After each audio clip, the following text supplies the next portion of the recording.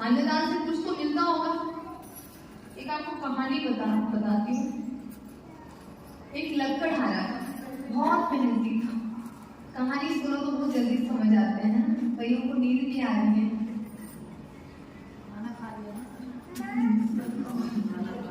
खाना तो हमने भी खाए हैं।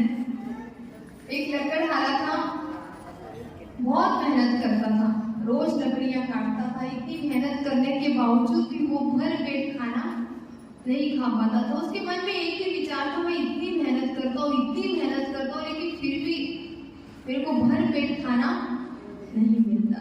अब मन में ये प्रश्न। अब एक दिन रास्ते से चलते चलते एक संत से मिला और संत से उसने प्रश्न किया कि भगवान के आप बहुत करीबी हो, एक भगवान से पूछना कि मैं इतनी मेहनत करता हूँ, इतनी मेहनत के बावजूद भी मैं भर पेट खाना क्यों नहीं खा पाता।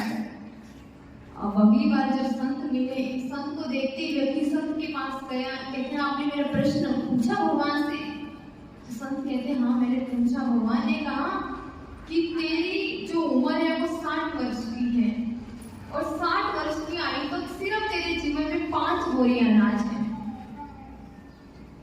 अब जब अगली बार संत मिले तो व्यक्ति दोबारा संत से कहता है कि भगवान को ये मेरी तरफ से विनती करना कि मेरे भाग्य में जितना अनाज है ना 5 बोरी अनाज, वो मुझे एक बारी में दे दे, बार बार थोड़ा थोड़ा करके ना दे। जितना मेरी 60 वर्ष की आयु में 5 बोरी अनाज है वो एक बारी में मुझे दे दे, ताकि एक बार तो मैं भर पेट खाना खा लूं। अब संत ने क्या किया, अगले दिन उसके घर में 5 बोरी अनाज भिजवा दिया। अब जैसे सुबह उठा, लकड़हारा उठते ही अपने घर के बाहर आंगन में देखता है 5 बोरी अनाज देखकर उसे लगा भगवान ने मेरी फरियाद सुनी, बड़ा खुश हुआ। अब बिना कल की चिंता किए उसने 5 बोरी अनाज आज ही पकवा दिया और खुद कल्ले नहीं खाया। जितने भी भूखे लोग थे, जितने फकीर थे, जितने संत लोग थे, सबको भर पेट खाना खिलाया और खाना खिलाकर वो सोया। अगले दिन सुबह उठता है तो उसके बाहर फिर घर के आंगन में 5 बोरी अनाज। अगले दिन वो दोबारा 5 बोरी अनाज पकाता है, खुद भी भर पेट खाता है, लोगों को भर पेट खिलाता है, फिर सोता है। अगले दिन फिर उठता है, फिर उसके आंगन में 5 बोरी अनाज।